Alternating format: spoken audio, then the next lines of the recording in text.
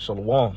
First and foremost, I want to begin by giving all praises, honor, and glory to Yahweh, Bahasham, Yahweh Shai, Bahasham, Ruach Kodash. Double honors to the elders and apostles of Great Millstone, Ruel. Peace, blessings, salutations to the elect that is out there pushing, laboring, believing, and listening on to the truth with our sincerity. I already made a blessing of election be upon your houses. All right, the title of this lesson, the title and topic of this lesson, is going to be, we must spiritually condition to battle these demons. We must spiritually condition to battle and combat these demons.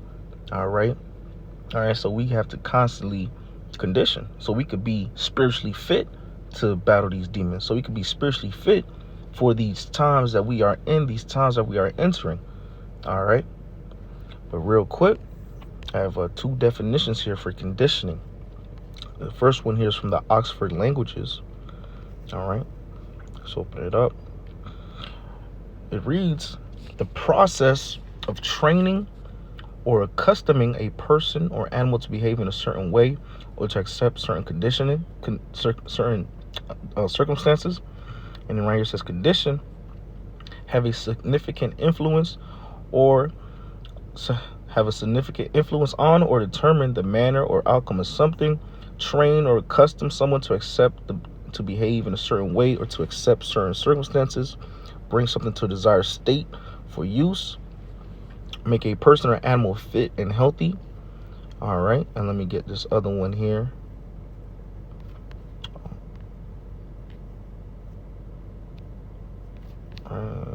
Let me get this too, because I saw this. It comes from the Old French, and also when I was looking into it, it also said the Old English, but it comes from the Old French word condition or conditionnaire. And this is from the Merriam-Webster dictionary. All right, and it reads, the process of training to become physically fit by a regimen of exercise, diet, and rest. Also the resulting state of physical fitness, a simple form of learning involving the formation, strengthening, or weakening of an association between a stimulus and a response. All right. Some synonyms here is activity, exercise, exertion. All right. So we must spiritually condition, all right, in this troop to combat these demons. Right. We must spiritually be fit to combat these demons, right? How it says in the physical sense here of conditioning, right? Having exercise, diet, and rest, right? Spiritually, we must, do what we need to do to be spiritually fit, or spiritually conditioned to be spiritually fit, right? And I'm gonna go through some of those things that we should do on a constant basis, all right, to be spiritually fit, all right, to spiritually condition ourselves, all right. Because if you're not getting yourself prepared spiritually, right, then in the time of trouble, in the time of demons coming to attack you, all right, you're not going to be ready. You won't be spiritually fit in that time. So we must consistently and constantly, I should say, spiritually condition ourselves to be ready for these spiritual battles, and also to be ready for the time of Jacob's trouble. All right, where your faith is going to be tested. Our faith is already tested in this place on a consistent basis, man. Right? So if you're not spiritually conditioning and not spiritually fit in a time of trouble, in a time of adversity, in a time of demons trying to attack you, in times of faith being tested, you won't be up to par to combat it. You won't be up to par to battle against it. So we must consistently do everything that we can do to make sure that we are spiritually fit. All right, let's jump into it. This is 1 Corinthians, the 15th chapter, starting at verse 58. Therefore, my beloved brethren, be ye steadfast, unmovable, always abounding in the work of the Lord, for as much as ye know that your labor is not in vain. Right, and this is a good example of what to do to be to spiritually condition, man, to be spiritually fit, right? Constantly abounding in the work of the Lord, staying in the spirit, meditating on the scriptures, reading the scriptures, doing the work, all right? Consistently, right? Consistency is key. When you see an athlete that is conditioning for sports, right? I'll speak on myself. I've done different sports, right? And you have that conditioning period, preseason, off season, before the season start, where you will condition, right? And you have to condition consistently, constantly, damn near every day, all right? To be prepared for when the season starts, right?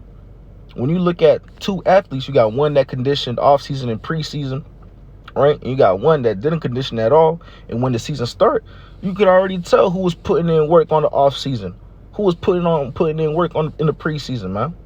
All right? Because one will perform way better because they were preparing themselves for the season. Okay? And it's the same thing with this truth, man. We have to constantly spiritually condition ourselves to be spiritually fit for these different battles that's going to come before us, man. All right? Make sure that we are ready. They have a saying, you got to stay ready so you don't got to get ready. All right? And we don't want to have to get ready. We want to make sure that we are doing everything that we can possibly do to make sure that we are spiritually prepared and spiritually equipped to battle these demons.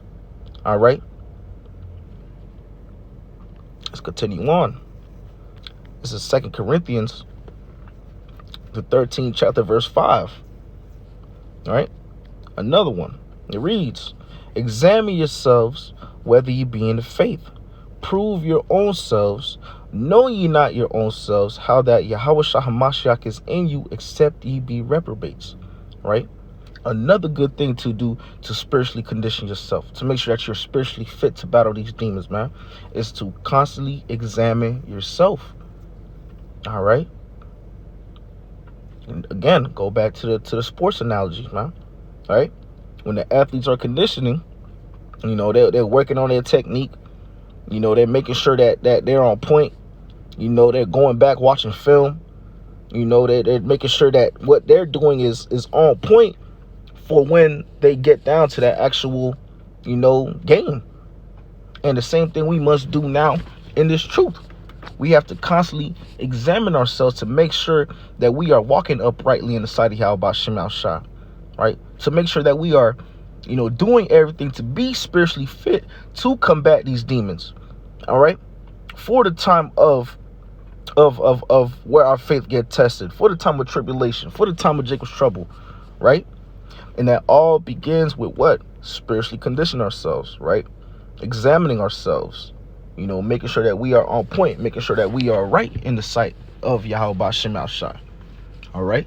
So we've went through, let's go back. So we went through constantly abounding in the work. All right? Went through examining yourself. All right? Staying in the spirit, And when you go into that, matter of fact, let's continue on, right? Let's go here real quick. This is Galatians 5:17.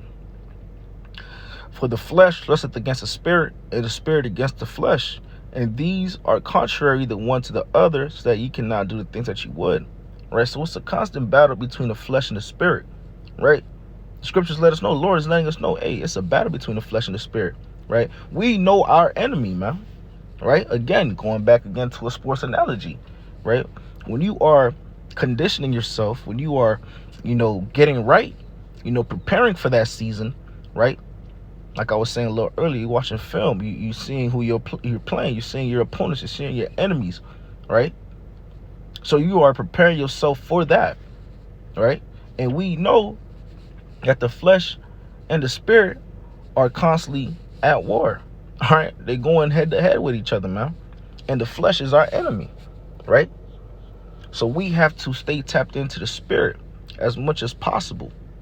All right. And all these things go hand in hand with that spiritual conditioning, man. Tending more to the spirit than the flesh, denying the flesh. All right. All these things that I went through just now are all different things to do to spiritually condition ourselves. Right. And we have to do it on a consistent basis. Like I was saying earlier, when the athlete's off season, they got to put in that conditioning on a consistent basis, man. All right. Think of it like this: someone going to the gym, they working out every day. Now they stop going for a week. They go back to the gym. Shit, it's like they lost progress, man. You know, they're not as strong as they were before, man. So we must consistently be on that mindset, or on track of being preparing ourselves, building our spirit up, you know. Because hey, it gets to a point where certain demons you battle, right? You know, you already combated that demon so much that it's light work, man. Those lower level demons. When you first came into the truth, you could have had a lineup demon, an abominable food demon, right? A smoking weed demon, all right, and so forth. But after a while, you combat those demons, and time goes on. Those demons is easy to shake off. Those demons become easier to combat. But that all comes through what? That spiritual conditioning, right? Being spiritually fit, constantly, working, constantly striving, constantly battling, constantly building up, all right, to be able to withstand these things, man. All right. That's why when you see people that fall out, right, they no longer are spiritually fit. They no longer are spiritually conditioning, man. Right? That's why they go back into the world. They're doing all sorts of wicked things, man. Right? Those low level demons having their way with them, man. They smoking, they getting lineups, they eating all types of abominable foods. All right. That's why the scripture tells us, when you go back into the world, you're going to have way more demons on you than before, man.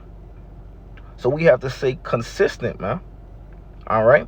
Consistent on the spiritual conditioning, consistent on everything that needs to be done to be spiritually fit.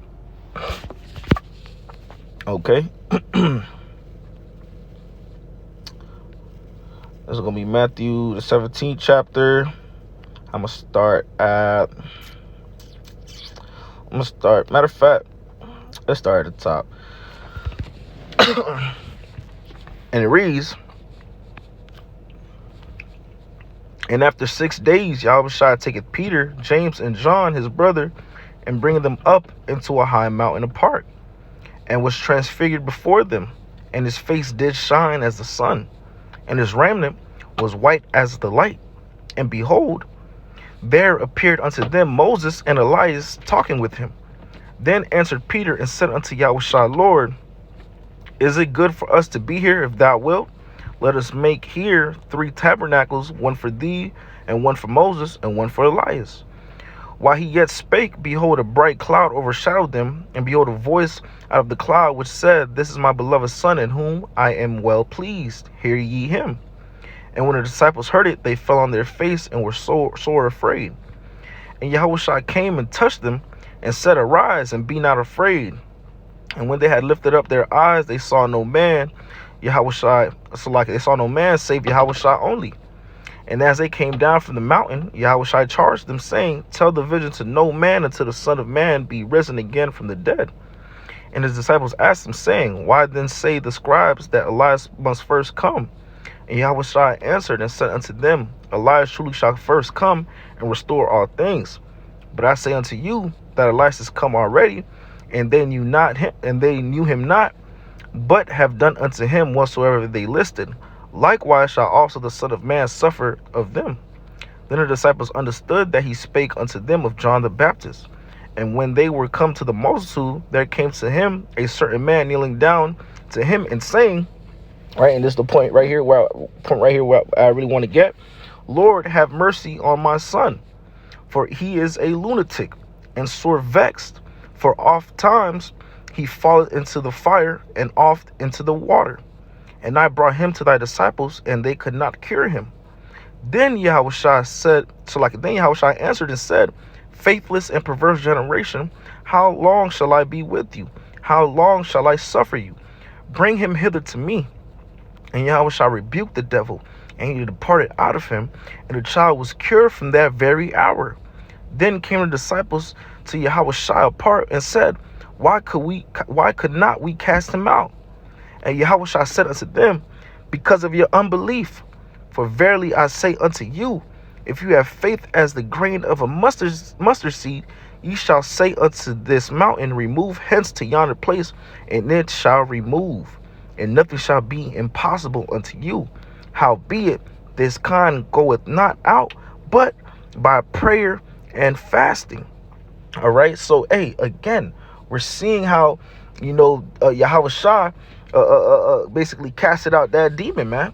And throughout reading this, you see different crucial things that we can add on to that spiritual conditioning, man. Right? Because the disciples asked, why couldn't we not cast him out? Right?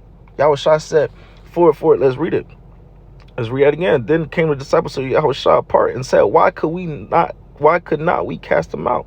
And Yahushua said unto them, Because of your unbelief. Right? So again, we need to have faith.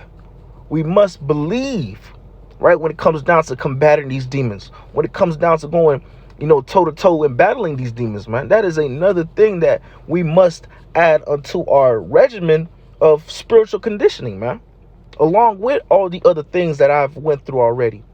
All right. Faith is a very crucial thing to have, right?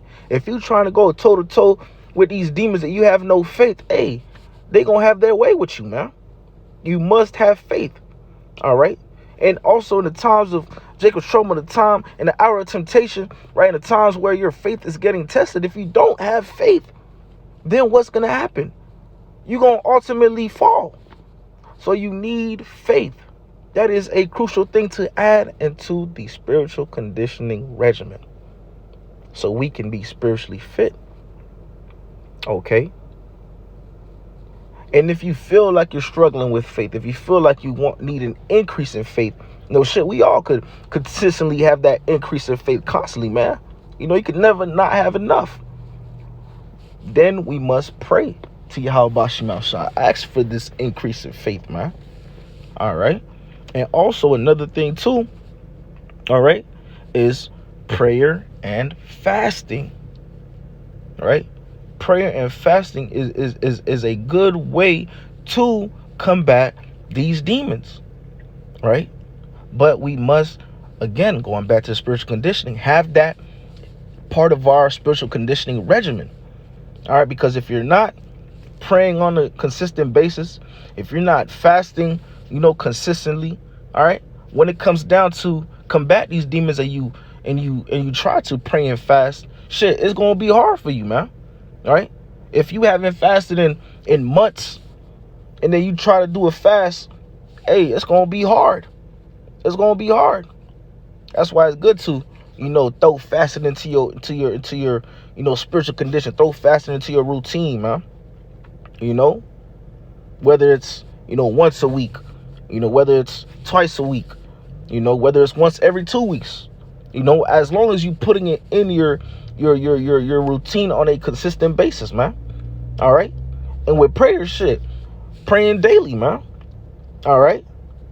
These things are what we should be doing to spiritually condition ourselves to be able to combat these demons for the times of temptation, right?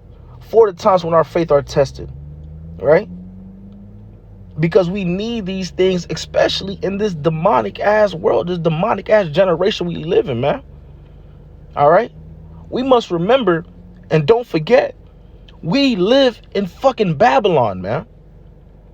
The Babylon that is written in the scriptures, that is where we live, man. High levels of wickedness, man. High levels of demonic things, man. High levels of sorcery going on in this place, man. So we must spiritually condition ourselves on a consistent basis to make sure that we are spiritually fit to combat these demons, man. All right. We don't want to be unprepared. We want to stay ready so we don't got to get ready. All right. But hey, Lord willing, this was edifying to the elect of Israel. The point has been made. I want to give all praises, honor, and glory to Yahweh, Bahasham, Yahweh Shai, Bahasham, Ruach Kodash, the honor to the elders and apostles of Great Millstone Ruel.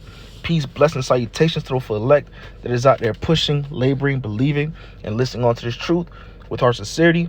Until next time, shalom, and a ball, Kwame Yasharallah, shalom.